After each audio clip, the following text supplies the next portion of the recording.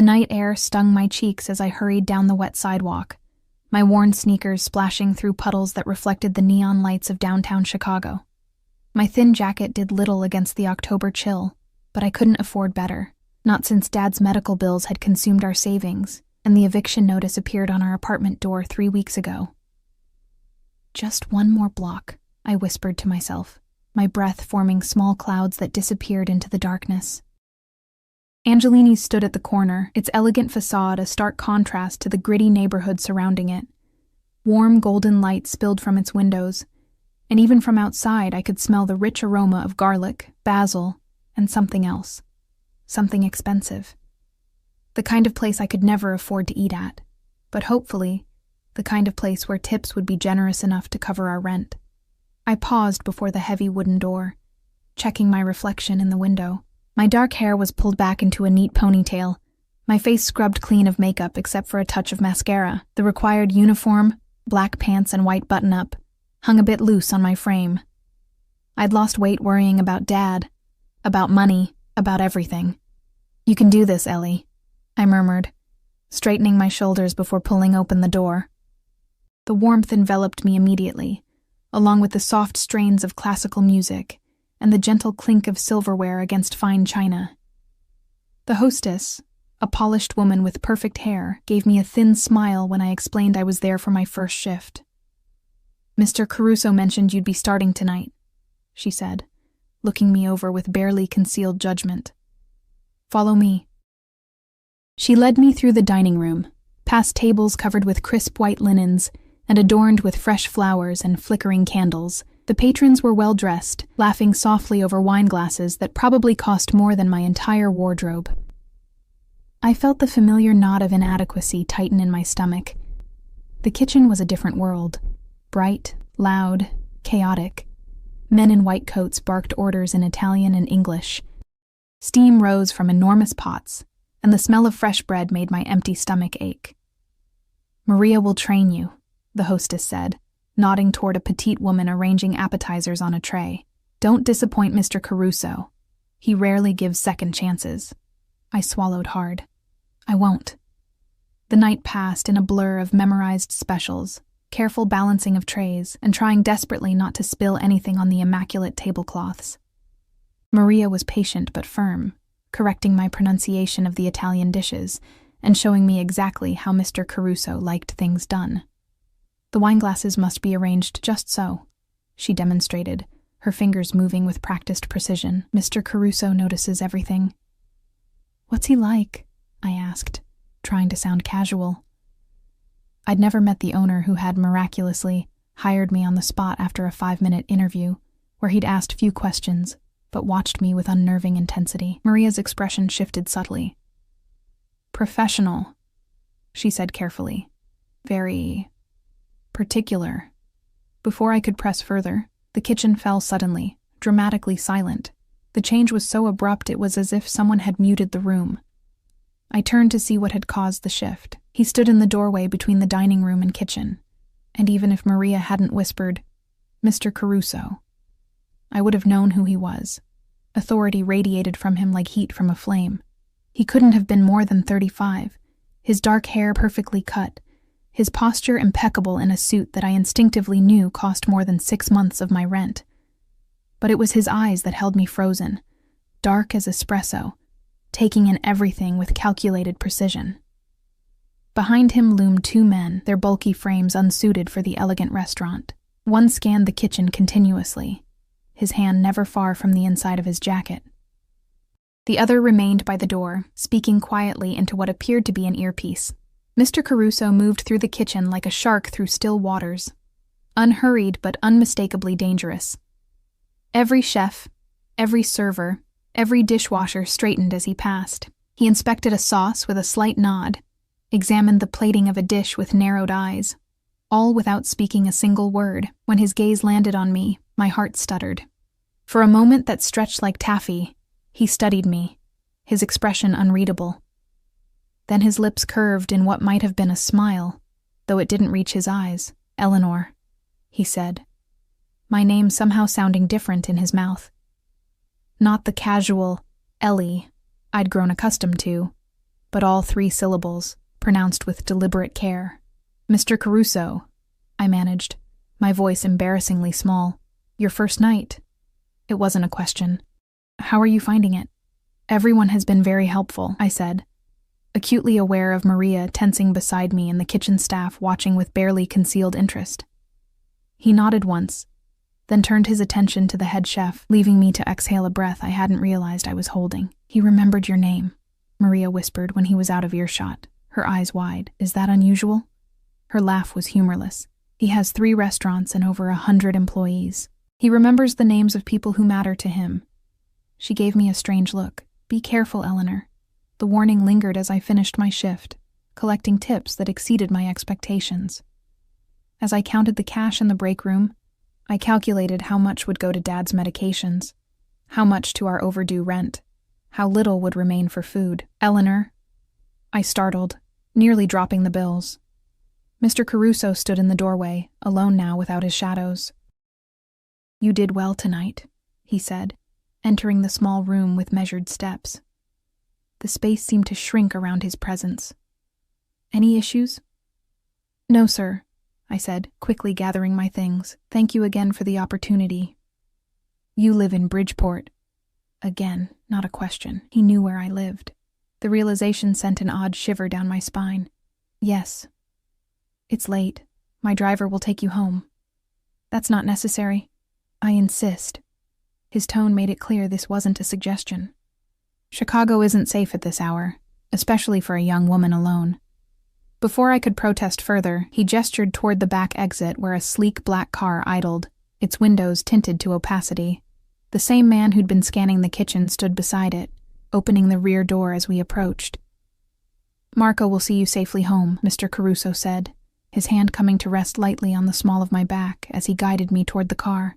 The touch, though brief, burned through my thin shirt. "I'll expect you tomorrow, 6 o'clock sharp." The interior of the car was buttery leather, and the subtle scent of expensive cologne. Marco didn't speak as he pulled away from the curb, and I found myself staring out the window, mind reeling from the strange evening. As we drove through darkened streets, my phone buzzed. A text from Mrs. Gonzalez, our elderly neighbor who'd been checking on Dad while I worked. "He's asking for you. Fever worse. Might need doctor." My stomach dropped. We couldn't afford another hospital visit, another prescription, another anything. When the car stopped outside our shabby apartment building, I thanked Marco and hurried inside, the weight of worry crushing my momentary relief at the successful first shift. Dad was awake, his face flushed with fever, when I entered our small apartment. Mrs. Gonzalez had left him with fresh water and his evening pills, but his breathing was labored, his eyes glassy. "There's my girl," he said, voice cracking. "How was the fancy new job?" "It was good," I said, forcing a smile as I pressed my hand to his forehead. "Too hot. Really good tips." "Told you things would turn around," he mumbled, eyes drifting closed. "Always knew you were the lucky one." I bit my lip to keep from crying. There was nothing lucky about our situation. Dad had been a construction foreman before the accident that crushed his spine. Then came the surgeries, the infections, the complications, and finally, the letter from the insurance company declining further coverage. Now we subsisted on his meager disability checks and whatever I could cobble together from part-time work. After he fell asleep, I counted out his pills for the morning, noting with growing panic that his prescription would need refilling in 3 days. $300 we didn't have. Sleep eluded me that night, worry and the lingering sensation of Mr. Caruso's dark eyes on me keeping me restless. There had been something in his gaze, something assessing, calculating, as if he were solving a complex equation with me at its center. The morning came too soon, gray light filtering through our thin curtains. I moved quietly, making Dad breakfast and helping him to the bathroom, before I had to leave for my second job, a morning shift at a cafe 8 blocks away. "Your uniform smells like garlic and money," Dad joked weakly as I kissed his forehead goodbye. "Get some rest," I told him, tucking the blanket around his too thin frame. "Mrs. Gonzalez will check on you at noon." The cafe was a stark contrast to Angelini's, bright fluorescence instead of candlelight, chipped laminate instead of polished wood, customers who counted out coins for their coffee instead of casually ordering $100 bottles of wine. By the time my shift ended, my feet ached, and my head throbbed from the constant noise. I had just enough time to hurry home, check on Dad, shower, and change before heading to Angelini's again. I was halfway home when a black car identical to the one from last night pulled alongside me. The window lowered to reveal Marco's impassive face. "Miss Eleanor," he said with a nod. "Mr. Caruso sent me." My steps faltered. "Sent you? Why?" "To drive you," he said simply, as if it were the most natural thing in the world. I wasn't due at the restaurant for hours. Mr. Caruso's instructions were clear. Marco's tone suggested further argument would be futile. Hesitantly, I slid into the back seat, confusion mingling with an inexplicable flutter of something I couldn't name. "My apartment first," I said firmly. "I need to check on my father." Marco nodded once and pulled away from the curb. When we arrived, he surprised me by exiting the car and following me to the building's entrance. "Mr. Caruso's instructions," he said again when I raised an eyebrow. The apartment was quiet when I entered. Dad sleeping peacefully for once. I changed quickly, hyper-aware of Marco waiting outside, and left Mrs. Gonzalez a note with money for her to order dinner for herself and Dad. Back in the car, my curiosity finally overcame my caution. Why is Mr. Caruso doing this? Sending cars for a waitress? Marco's eyes met mine briefly in the rearview mirror, something like sympathy passing through them. Mr. Caruso values his employees' safety. Does he send cars for all his employees?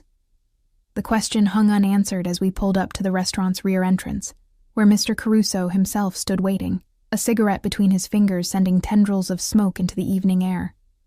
As I exited the car, his eyes tracked my movement, that same calculating look from yesterday, present in their depths. "Eleanor," he said, extinguishing the cigarette under a polished shoe. "You're early." "Your driver didn't give me much choice," I replied before I could stop myself. Instead of anger, a flash of amusement crossed his face. "Marco can be efficient." His gaze traveled over me, noting my damp hair and the slight flush in my cheeks from rushing. "Come, there's something I want to show you before your shift begins." I followed Mr. Caruso through a side door I hadn't noticed during my first shift. Unlike the bustling kitchen or the elegant dining room, this corridor was quiet, the carpet thick enough to muffle our footsteps. The walls were adorned with black and white photographs of what I assumed was Italy. Narrow streets, ancient buildings, people caught in moments of laughter decades ago. "My grandfather's hometown," Mr. Caruso said, noticing my gaze lingering on a particular image of an elderly man standing proudly before a small restaurant, near Naples. He came to America with nothing but the clothes he wore and his mother's recipes. There was a hint of something almost soft in his voice, at odds with the hard lines of his face. "Is that how Angelini's began?" I asked, genuinely curious. A shadow passed over his features. "Not exactly." Before I could ask what he meant, we reached a heavy wooden door. Mr. Caruso produced a key from his pocket and unlocked it, gesturing for me to enter before him. The office beyond was unexpected. Warm, almost cozy, with bookshelves lining one wall and a large desk of dark polished wood dominating the space. A leather sofa sat beneath a window overlooking the restaurant's private garden, currently illuminated by strings of delicate lights that reminded me of fireflies. "Sit," he said, indicating one of the chairs across from his desk. I perched on the edge, hyper-aware of the expensive surroundings, and the man watching me with that same unreadable expression. Up close, I noticed details I'd missed before, a thin scar that traced his jawline, the signet ring on his right hand, the way his shoulders filled out his tailored suit with the unmistakable breadth of someone who made physical fitness a priority. "Your father is ill," he said abruptly. My breath caught. "How did you—" "I make it my business to know who works for me, Eleanor." He leaned back in his chair, fingers steepled beneath his chin. "Spinal cord injury 2 years ago, subsequent infections, insurance complications. Each fact, delivered with clinical precision. A chill ran through me despite the room's warmth. That's private information." Privacy is a luxury few can truly afford. His eyes never left mine. You've been working 2 jobs to support him and pay for his medications. The cafe in the mornings, now here in the evenings. Before that, the grocery store on Halstead. And before that, the nursing home on 35th Street. Fear and indignation warred within me. Have you been investigating me? As I said, I'm particular about who works for me. He opened a drawer and withdrew a manila folder, placing it on the desk between us. Your previous employer spoke highly of your work ethic. Your neighbor, Mrs. Gonzalez, mentioned your devotion to your father. Your landlord, however, indicated you're 3 months behind on rent. My cheeks burned with humiliation. I don't understand why my financial situation matters to you, because I'm offering you a solution. He pushed the folder toward me. Open it. With trembling fingers, I complied. Inside was what appeared to be an employment contract, the terms outlined in precise legal language. My eyes widened as I saw the salary figure, nearly 3 times what I would make combining both my current jobs. This is a mistake, I said, looking up at him in confusion. No mistake. His lips curved slightly. I'm offering you a position as my personal assistant, but I don't have any experience. You're organized, punctual, and discreet. The rest can be learned. He gestured to the contract. The position includes comprehensive health insurance that would cover your father's medical needs, and I own several properties, including a ground-floor apartment in a secure building that would be better suited to someone with mobility issues. My mind reeled with suspicion and desperate hope. It was too good to be true. People like Mr. Caruso didn't offer salvation to people like me without wanting something in return. Why? I asked, my voice barely audible. Why would you do this for someone you just met? Something flickered in his eyes, a calculation, a decision made. Let's just say I recognize potential when I see it. He stood and moved to a cabinet, withdrawing 2 crystal glasses and a decanter filled with amber liquid. To celebrate your decision, he said, pouring a measure into each glass. I haven't decided anything, I protested weakly, though we both knew it was a lie. The promise of medical care for Dad, of financial stability, of not having to choose between rent and prescriptions. It was everything I'd been praying for. He placed a glass before me, his fingers brushing against mine in a touch that seemed deliberate. Consider it then. Take the contract home. Review it with your father. I hesitated, then slipped the folder into my bag. Thank you for the opportunity, Mr. Caruso. I should get to my shift now. Call me Dante, he said, his voice dropping to a register that seemed to vibrate through my chest. And take tonight off. Start fresh tomorrow, as my assistant, not as a waitress. I started to protest, thinking of the lost tips, but he raised a hand, silencing me. Your salary begins today, regardless of your decision. Consider it a sign of good faith. As if summoned by an invisible signal, the door opened, and Marco appeared, ready to escort me back through the corridor. I rose on unsteady legs, clutching my bag and the impossible opportunity it now contained. Eleanor, Dante called as I reached the door. I turned back to find him watching me with an intensity that stole my breath. I expect your answer by tomorrow morning. The drive home passed in a blur, my mind racing with possibilities and warnings. It wasn't until I was climbing the stairs to our apartment that rationality began to reassert itself. Men like Dante Caruso didn't pluck waitresses from obscurity and offer them life-changing positions after a single shift. There had to be a catch, a price I wasn't seeing. Dad was awake when I entered, his eyes brightening at the sight of me. You're home early, he said, muting the small television we'd managed to keep when we'd sold most of our belongings to cover his first surgery. I sat beside him on the worn sofa, the folder heavy in my hands. Something unexpected happened.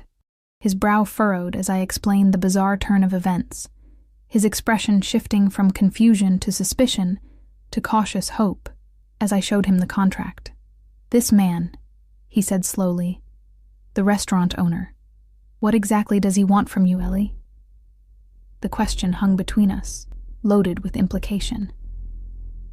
He says he sees potential, I replied, the words sounding hollow even to my own ears.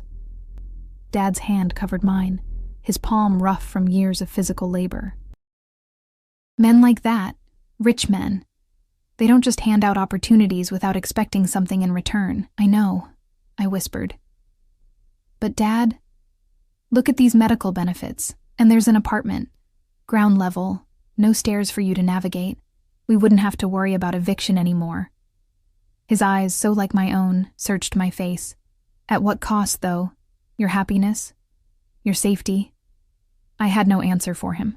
Instead, I helped him take his evening medication, changed his bandages, and listened as he eventually drifted off to sleep, his breathing labored even in rest.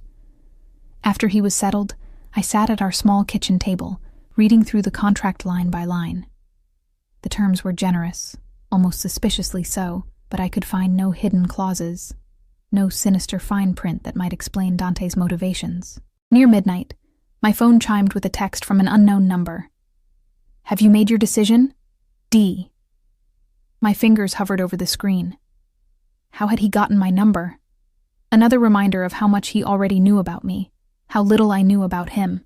Instead of replying, I opened my laptop and typed Dante Caruso Chicago into the search bar. The results were sparse. Mentions of his restaurants, a few society page photos showing him at charity galas, always with different women, always somehow separate from the crowds around him. Nothing about his background, his family, how he'd acquired the wealth so evident in everything from his clothes to his car. It was as I was about to close my computer that I noticed an article buried several pages deep in the search results.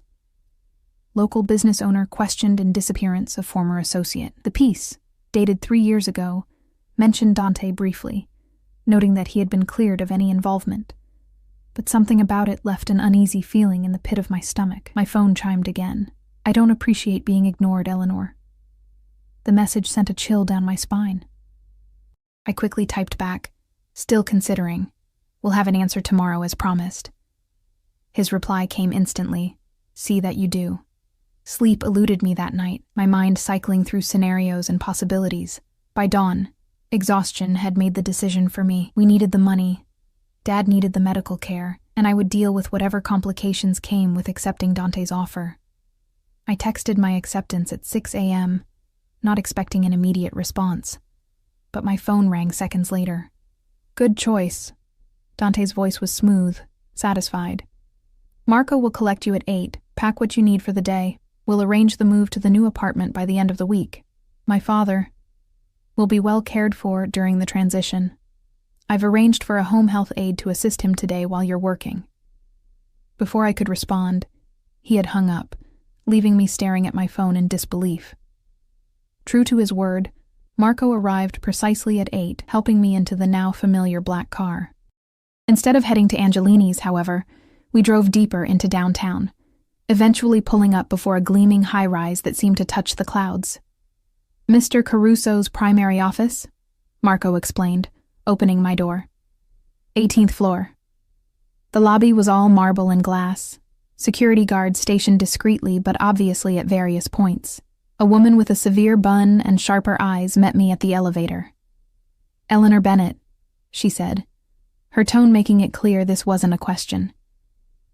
I'm Vivian, Mr. Caruso's executive administrator. I'll be showing you your duties. The elevator ride was silent, Vivian's perfume too strong in the confined space. When the doors opened, we stepped into a reception area decorated in shades of gray and black. The Caruso Enterprises logo, a stylized lion, emblazoned on the wall behind a sleek desk. You'll primarily work from here, Vivian said, indicating a smaller desk positioned to the side of what I assumed was Dante's office. Managing his schedule, screening calls, handling correspondence.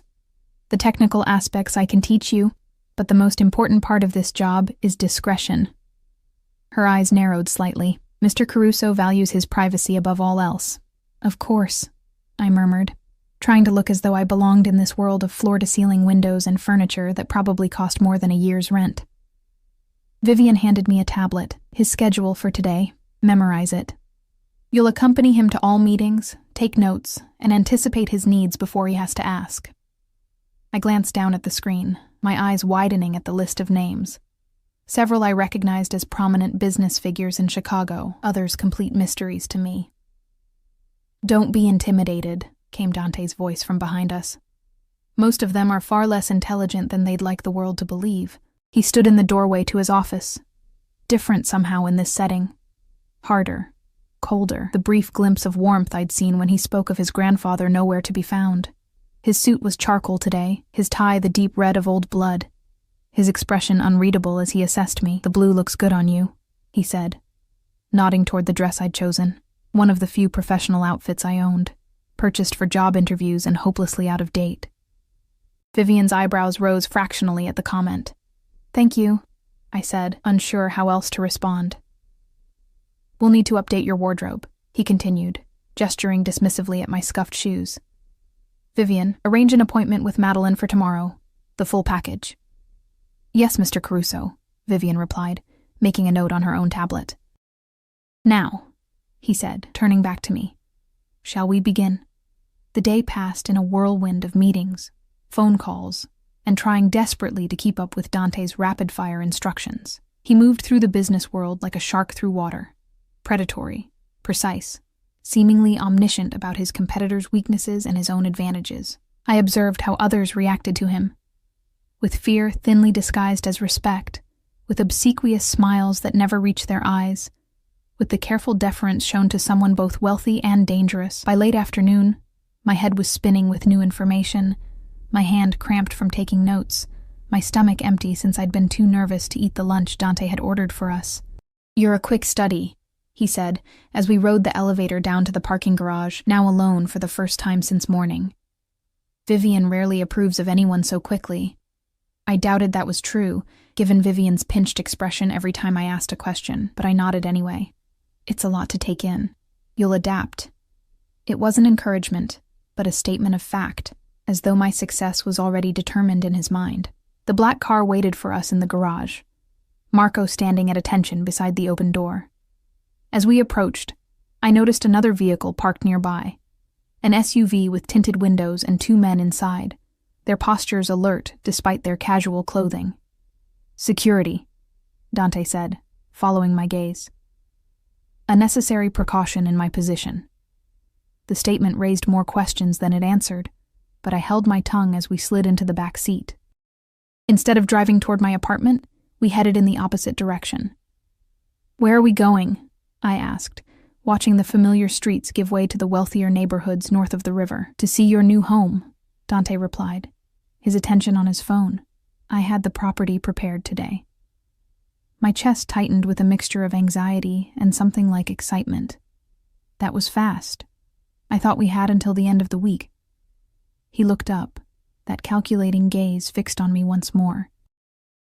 "I don't believe in wasting time, Eleanor. Your father will be moved tomorrow. The medical equipment has already been delivered, and a nurse will visit daily to assist with his care." Thank you," I managed, the words inadequate for the magnitude of what he was offering, and for the unnerving speed with which he operated. "But I should be the one to help him adjust. He doesn't do well with strangers. You'll have time with him in the evenings," Dante said dismissively. "Your priority during the day is your work for me." There was a finality to his tone that silenced further protest. I turned to look out the window, watching as we pulled up to a sleek building in Lincoln Park, its facade all glass and steel. A doorman hurried to open the car door. "Mr. Caruso," he said with a deferential nod. "Everything is prepared as requested." Dante's hand came to rest on the small of my back as he guided me through the lobby, the touch proprietary in a way that made my skin prickle. The elevator required a key card, which Dante produced from his pocket. "The penthouse?"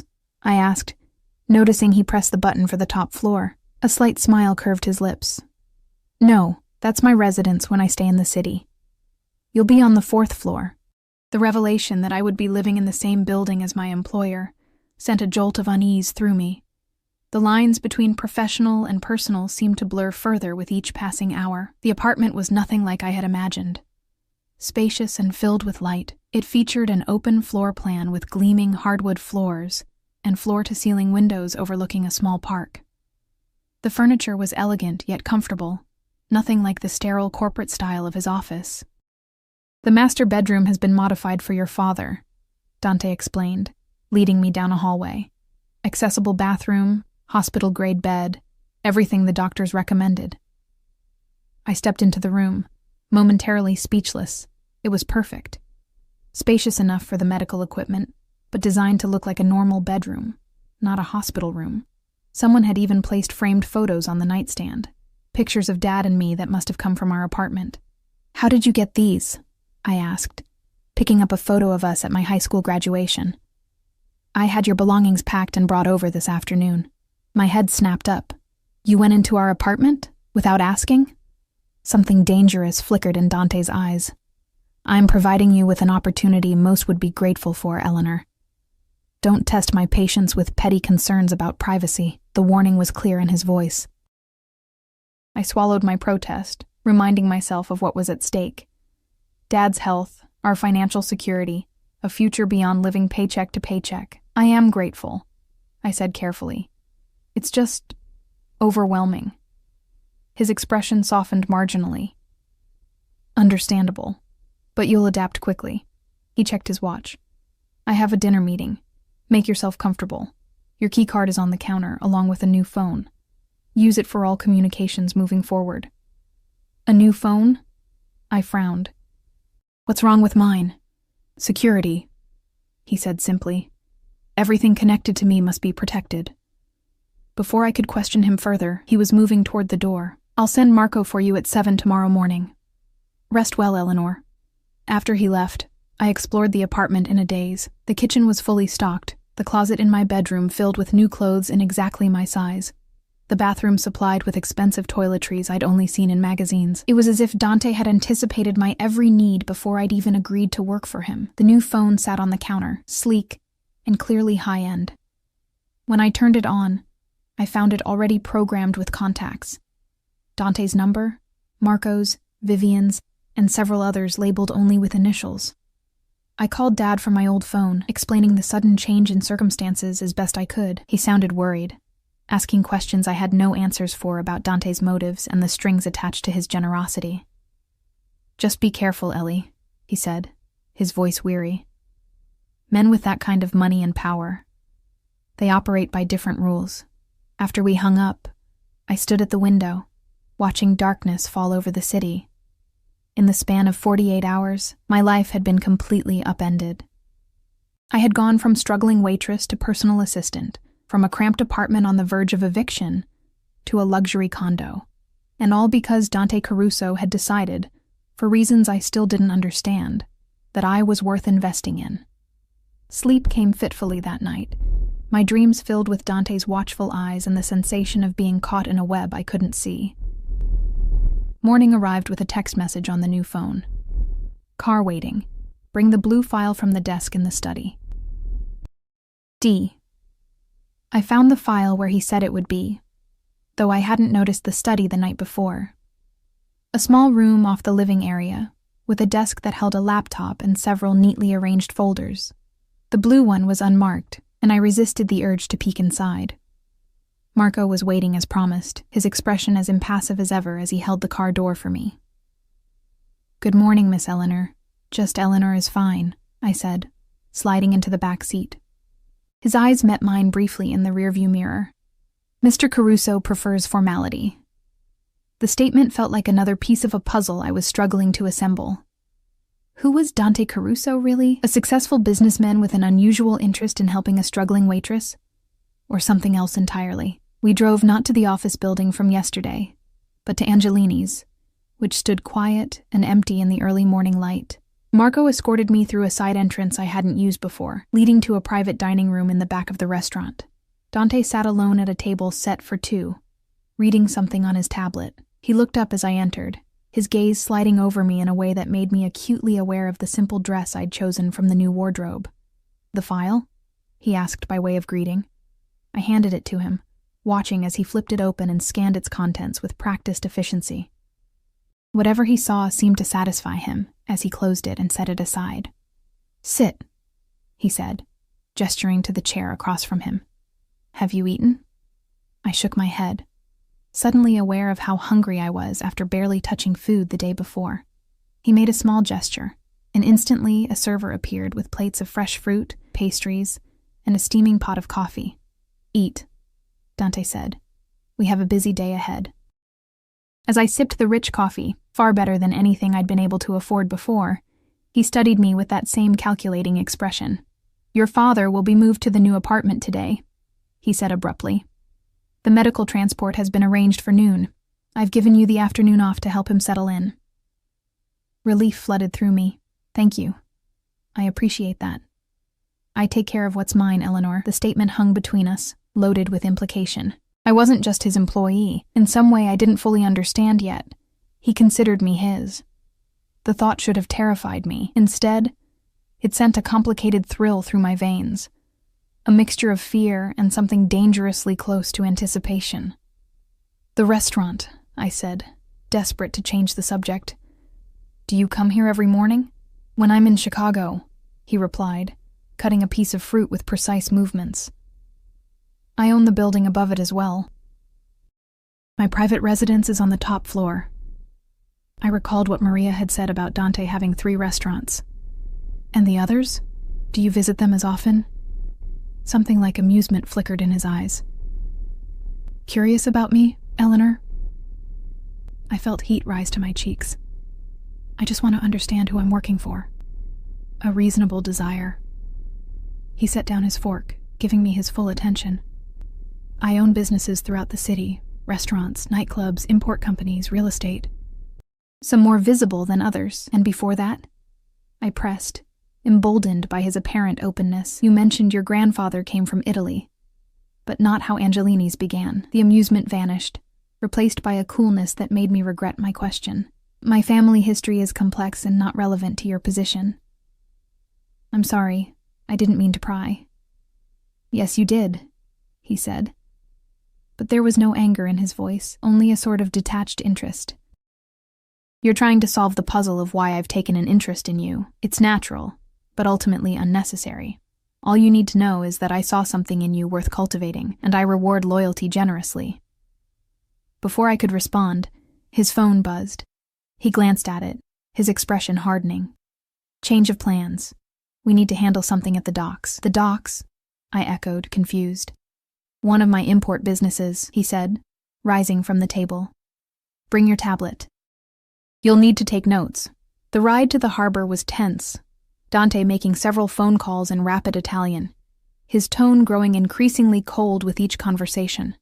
I sat silently beside him, trying to make sense of the fragments I could understand. Something about a shipment, a discrepancy in numbers, someone who needed to be dealt with. When we arrived, Marco opened the door, and I was surprised to see the same 2 men from the SUV in the parking garage now flanking our car. They scanned the surroundings with professional vigilance before nodding to Dante. "Wait here," he told me, his voice leaving no room for argument. Through the car window, I watched as he strode toward a warehouse, the men following close behind. For 20 minutes I sat alone in the car, the silence broken only by the distant sound of gulls and the occasional horn from ships in the harbor. When Dante returned, there was a different energy about him, a coiled tension that hadn't been there before. A smear of what looked disturbingly like blood marked the cuff of his otherwise immaculate shirt. "Is everything okay?" I asked, my voice small in the heavy silence. His eyes met mine, darker than I'd ever seen them. "It is now." A chill ran through me as Marco pulled away from the docks, the warehouse disappearing behind us. For the first time since accepting Dante's offer, I felt the full weight of what I might have gotten myself into, a world operating by rules I didn't understand, with consequences I couldn't begin to imagine. "Eleanor," Dante said, his voice softer now, almost gentle. "There are aspects of my business that aren't for your concern. Your job is to support me, not question me. Do you understand?" I nodded slowly, the pieces finally beginning to align in my mind. The security, the private entrances, the way people looked at him with fear rather than respect. Dante Caruso was more than a successful businessman, and I had just tied my fate to his. The afternoon found me in the new apartment, helping Dad adjust to his surroundings. The medical transport had been seamless, the team professional and gentle as they settled him into the hospital-grade bed that somehow managed to look like normal furniture. "This place," Dad whispered, his eyes wide as he took in the spacious room, the equipment discreetly integrated into the design. "Ellie, this must cost a fortune." I busied myself arranging his medications on the bedside table, avoiding his questioning gaze. Mr. Caruso is very generous with his employees. Too generous, Dad murmured. No one gives something for nothing. I couldn't argue with him. The same thought had been circling in my mind since the incident at the docks. That smear of blood, the cold darkness in Dante's eyes, the way he'd said, "It is now," when I'd asked if everything was okay. None of it aligned with the image of a legitimate businessman. A soft knock at the door interrupted my thoughts. I opened it to find a woman in her 50s, her practical clothes and kind eyes suggesting a nurse. "I'm Sarah," she said, offering her hand. "Mr. Caruso hired me to help with your father's care." Dad tensed visibly at the mention of Dante's name. "We don't need charity." Sarah's smile remained steady. "It's not charity, sir. It's part of Ms. Bennett's employment package. I'll be here weekdays while she's working, helping with medications, physical therapy, and whatever else you need." I shot Dad a pleading look. We both knew he needed the help, regardless of where it came from. He relented with a sigh. "Fine, but I'm not an invalid. I can still do some things for myself." "Of course," Sarah agreed easily. Independence is important for recovery. As she went about checking his vitals and reviewing his medication schedule, I retreated to the kitchen to make tea. My phone, the new one Dante had given me, buzzed with a message. "Is your father settled? D." The fact that he knew exactly when Dad had arrived sent another ripple of unease through me. How closely was he monitoring my movements? "Yes," I typed back. "The nurse is with him now." "Good. Car will collect you at 7 for dinner. Business discussion." Not a request, but a statement. Like everything with Dante. I considered refusing, staying with Dad for his first night in the new place. But something told me Dante Caruso wasn't a man accustomed to hearing no. "I'll be ready," I replied. The rest of the afternoon passed quickly as I unpacked our few belongings, arranged Dad's things the way he liked them, and tried to make the pristine apartment feel like home. Sarah proved to be competent and compassionate, winning Dad over despite his initial resistance when she mentioned she'd been an army nurse before retiring to private care. "Your boss must think highly of you," she commented as she prepared to leave. "Mr. Caruso doesn't usually get involved in the personal lives of his employees." "Did you work for him before?" I asked, seizing the opportunity to learn more. She hesitated, something cautious entering her expression. "I've helped with family members of his associates. Mr. Caruso values loyalty above all else." She picked up her bag, heading for the door. "I'll be back tomorrow at 7. After she left, Dad and I ate dinner together in his room, watching an old movie on the large television mounted on the wall. It was the most relaxed I'd seen him in months. Comfortable, pain-managed, no visible worry about bills or prescriptions shadowing his eyes. "This is nice," he admitted grudgingly. "But I still don't trust your boss's motives." "Neither do I said quietly. "But for now, this is what we need." At 6:30, I changed into one of the new dresses from the closet. A simple black sheath that fit perfectly, as if it had been tailored specifically for me. The thought that Dante might have had my measurements taken somehow was unsettling, but no longer surprising. Dad frowned when I told him I was going out. "Dinner with your boss? At night?" "Ellie, it's business," I assured him, though I wasn't convinced myself. "I won't be late. Just remember what I said about men like him," Dad warned. "They see something they want, they take it, no matter the cost." His words followed me down to the lobby, where Marco waited by the now familiar black car. The evening air was cool against my skin as he held the door, his expression as unreadable as ever. "Where are we going?" I asked as we pulled away from the curb. "Mr. Caruso's residence," Marco replied, his eyes meeting mine briefly in the rearview mirror. There was something there. Not quite a warning, but a caution. We drove to a part of the city I rarely visited, where historic mansions stood behind wrought iron gates, their manicured lawns and security systems announcing the wealth and power of their owners. Marco pulled up to one such property, larger and more imposing than its neighbors, set back from the road and surrounded by a stone wall. The gates opened silently as we approached, closing behind us as we followed a curved driveway to the front entrance. Unlike the modern glass and steel of his downtown buildings, Dante's home was old-world elegance, stone and brick, with ivy climbing the walls and windows that glowed with warm light. Marco escorted me to the door, which opened before we reached it. A man in a dark suit nodded respectfully. "Miss Bennett, Mr. Caruso is expecting you in the study." The interior was just as impressive as the exterior. Hardwood floors covered with antique rugs, walls adorned with what appeared to be original artwork, furnishings that spoke of old money and refined taste. It was nothing like the sleek modernity of his office or the comfortable luxury of the apartment he'd provided for Dad and me. This was a home built to impress, to intimidate, to announce its owner's power without saying a word. I followed the man down a hallway lined with photographs, Dante with various public figures, at charity events, at what appeared to be the opening of one of his restaurants. In each image, he stood slightly apart, watching rather than participating, that same calculating look in his eyes. The study door stood open, revealing a room lined with bookshelves and dominated by a massive desk. Dante sat behind it, his attention focused on the papers before him. He looked up as I entered, his gaze traveling over me in a way that made my skin warm. "The dress suits you," he said, rising from his chair. He'd changed since the morning, now wearing a perfectly tailored black suit with a crisp white shirt, open at the collar. "Would you like a drink?" I shook my head. I should keep a clear head for a business discussion. A slight smile curved his lips. "Always practical. One of the qualities I admire in you, Eleanor." He gestured to a door at the side of the study. "We'll eat in the private dining room, more comfortable for conversation."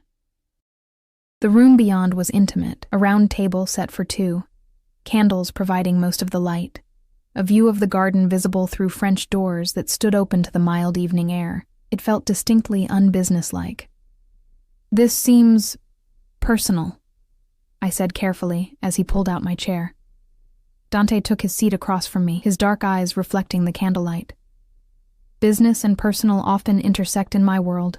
Surely you've realized that by now." A server appeared silently, pouring wine into Dante's glass and water into mine, then disappearing just as quietly. "Your father is comfortable?" Dante asked, though I suspected he already knew the answer. "Yes.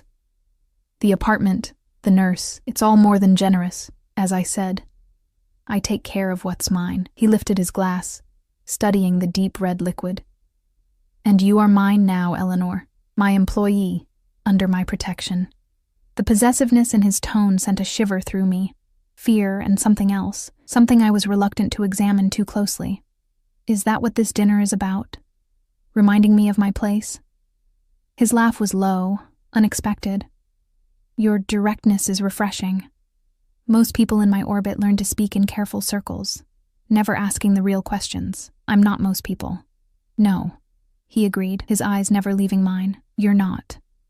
That's precisely why you're here." The server returned with our first course, something artfully arranged that I barely tasted as Dante continued. "I brought you here to discuss your role moving forward. You've proven yourself observant and discreet. Qualities I value highly. I thought of the docs, the blood on his cuff. Discreet enough not to ask about things that don't concern me?" His expression hardened slightly. "Precisely. My business interests are diverse. Not all of them are meant for public scrutiny. Are they legal?" The question slipped out before I could stop it. For a long moment, Dante simply watched me, his face unreadable. Then he set down his fork with deliberate care. "That depends on whose law we're discussing. Mine, or the city's." The confirmation of what I'd suspected sent ice through my veins. Dante Caruso wasn't just a businessman. He was something darker, more dangerous. "I see," I said, my voice barely above a whisper. "Do you?" He leaned forward slightly. "Do you understand what I'm offering you, Eleanor? Not just financial security, but real power. A place at my side in a world few ever glimpse, let alone enter." "Why me?" I asked, the question that had haunted me since that first night at Angelini's. "Out of all the people you could choose, why a waitress with no connections, no experience? Nothing to offer but desperation." Something shifted in his gaze. A calculation made, a decision reached. "Because I've been watching you for longer than you realize. Your resilience, your loyalty to your father, your intelligence despite limited opportunities, And because you remind me of someone I once knew. The admission raised more questions than it answered. Who? That's a story for another time, he signaled, and the server appeared with our main course. For now, all you need to know is that I'm offering you a choice. Continue as you have been, managing my legitimate affairs, enjoying the benefits of my protection and generosity. Or, I prompted when he paused. Or step further into my world, see everything, know everything. With greater rewards, but also greater risks, the choice hung between us, heavy with implication. I thought of Dad, finally receiving the care he needed. Of the apartment, the security, the end to constant worry about money, and of the darkness I'd glimpsed in Dante's eyes, the blood on his cuff, the fear he inspired in others. What would happen if I chose neither? I asked softly. If I walked away? His expression didn't change, but something cold entered his eyes. I think you're intelligent enough to know that's not a real option, Eleanor. You've already seen too much. The threat was veiled but unmistakable. There was no walking away from Dante Caruso. Not now, perhaps not ever. I need time, I said finally, to think about what you're offering. He nodded once, as if my answer was exactly what he'd expected. Take the weekend. We'll speak again on Monday. The rest of the meal passed in tense silence, the food turning to ash in my mouth as I contemplated the trap I'd willingly walked into and the impossible choice that lay before me. The weekend passed in a strange limbo. I spent most of it with Dad, helping him adjust to the new apartment, learning the routines Sarah had established for his care. His condition seemed to improve almost immediately in the more comfortable surroundings. His breathing easier, his pain more manageable, his spirits lifting as he realized we weren't constantly on the edge of financial ruin. It's good to see you smile again, I told him Sunday afternoon as we sat by the window overlooking the park. His weathered hand covered mine. It's good not to worry about leaving you with nothing but debt. He studied my face, his eyes, so like my own, searching for something. But I'm worried about the price you're paying for all this, Ellie. I looked away, unable to meet his gaze. I hadn't told him about my dinner with Dante, about the choice presented to me. How could I explain that I'd inadvertently tied us to a man who operated outside the law, who had all but admitted he was involved in something dangerous, something criminal? Mr. Caruso has been nothing but professional. I lied, the words tasting bitter. Dad's grip on my hand tightened. I've been watching the news, Ellie, reading the papers. Your boss's name comes up in interesting contexts. Always cleared, always just on the periphery of investigations, but always there. My stomach clenched. What are you saying? I'm saying be careful. Men like that, they don't see people. They see pieces on a chessboard. Useful until they're not. I thought of Dante's words. I take care of what's mine, and the possessiveness in his gaze when he looked at me. Whatever game he was playing, I wasn't just a pawn to him, but that realization brought little comfort. Monday morning arrived with the now familiar routine. Marco waiting with the car, the drive to Dante's office, Vivian's cool efficiency as she briefed me on the day's schedule. But there was a subtle difference in how people looked at me, a new wariness in their interactions. Word had spread somehow that I'd been invited to Dante's home, that I was more than just his assistant. Vivian confirmed as much when she cornered me in the break room, her voice low and urgent. Whatever he's offering you, be very sure before you accept. Once you're in his inner circle, there's no leaving. Before I could question her further, her professional mask slid back into place, and she was once again the efficient administrator, discussing appointment schedules and email protocols, as if she hadn't just issued a warning. The day passed in a blur of meetings and phone calls, Dante's legitimate business empire impressive in its scope and complexity.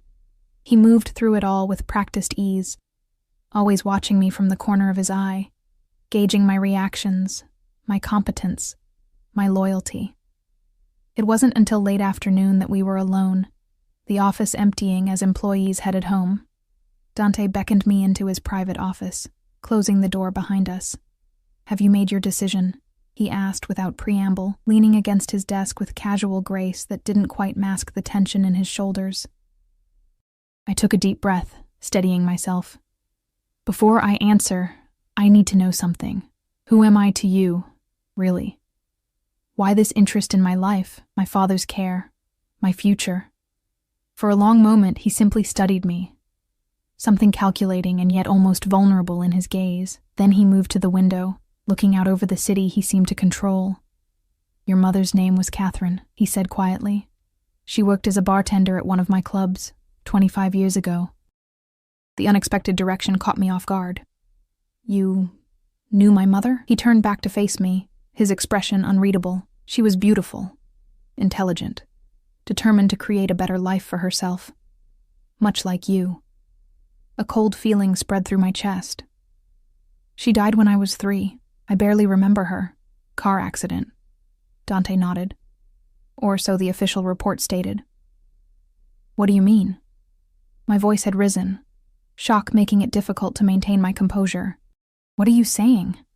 Dante's eyes held mine, dark and impenetrable. Your mother became involved with a man in my organization, someone who was skimming money, betraying my family's trust. When we discovered his deception, he attempted to flee with Catherine and you.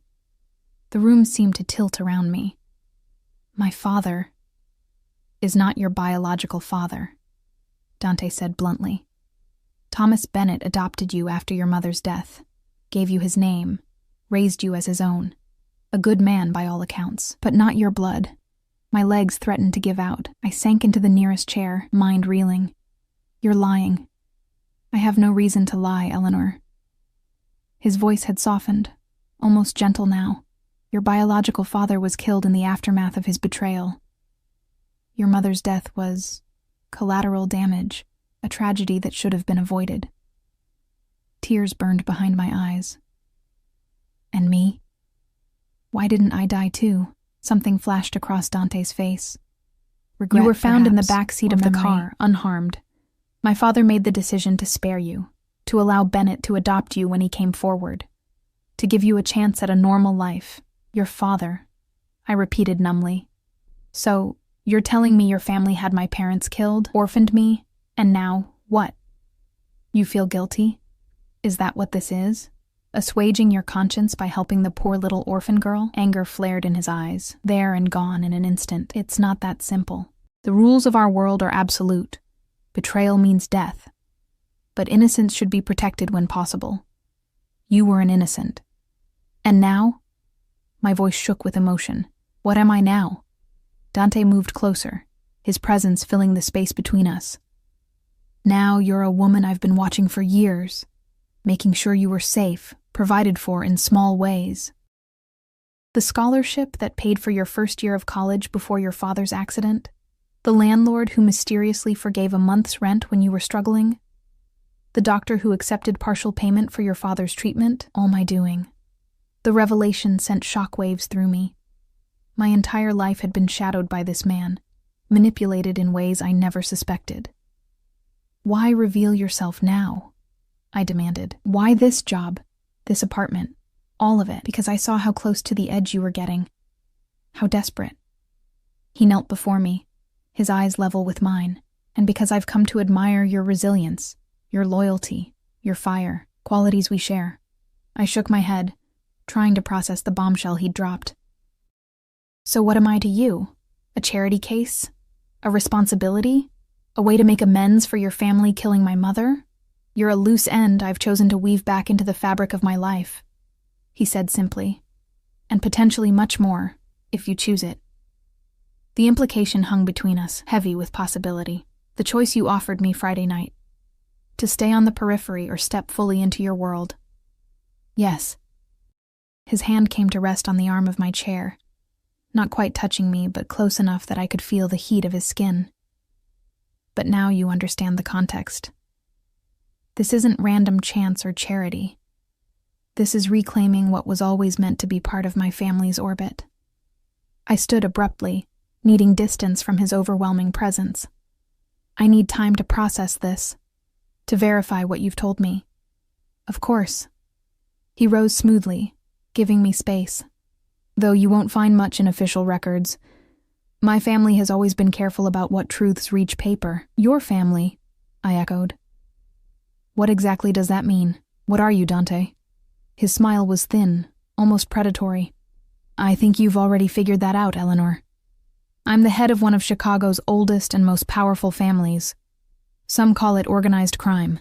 I prefer to think of it as an alternative governance structure. The confirmation of what I'd suspected sent ice through my veins, even as a strange calm settled over me. Finally, the truth. Or at least, some version of it. And if I choose to walk away now? I asked quietly. His expression hardened. As I said Friday, that's not a real option. But there are degrees of involvement. You could continue as you have been, managing my legitimate businesses, enjoying my protection, keeping your father comfortable. Or you could step fully into my confidence, become truly part of my inner circle, with all the privileges and responsibilities that entails. Become part of the family business, I clarified, unable to keep the bitterness from my voice. The one that killed my mother. Dante didn't flinch from the accusation. The past cannot be changed. I'm offering you a future, Eleanor. One where you never have to worry about money or security again. One where you have real power. I turned away, moving to the window to look out at the city spread below us. A city where, apparently, Dante Caruso's influence reached into shadows I'd never imagined. What about my father, Thomas? I asked, my voice steadier than I felt. What happens to him if I say no? He'll continue to receive the best care, Dante said, and I believed him. That was never contingent on your decision. The relief that flooded me was momentary. But I'd still be watched, controlled in ways I might not even realize. Protected, he corrected. But yes, you know too much now to ever be completely free of my oversight. I closed my eyes, weighing my options, my future, the shattered pieces of my past that Dante had just handed me. When I opened them again, my decision was made. Turning to face him, I lifted my chin. I'll stay. I'll work for you, learn from you. But I won't be owned by you, Dante. Whatever my mother's fate, whatever my biological father's crimes, I am my own person. Something like admiration flickered in his dark eyes. I would expect nothing less. Your spirit is part of what drew me to you in the first place. He moved closer, stopping just short of touching me. There's one more thing you should know, Eleanor. My interest in you isn't purely business. Surely you felt it. This connection between us, my breath caught. Of course I'd felt it. The electricity when he was near, the way his gaze made my skin warm, the complicated attraction I'd been fighting since that first night at Angelini's. That would be inappropriate, I said, my voice barely above a whisper. Given our history, we make our own rules, he murmured, his hand coming up to brush a strand of hair from my face. The touch sent sparks across my skin. We define our own boundaries. For a heartbeat, I thought he might kiss me. Part of me, a part I wasn't proud of, wanted him to. Instead, he stepped back, professional mask sliding back into place. Take the rest of the day. Process what you've learned. Tomorrow, we begin your real education in how my world works. I nodded, gathering my composure. Tomorrow, then. As Marco drove me back to the apartment, I watched the city pass by outside the window.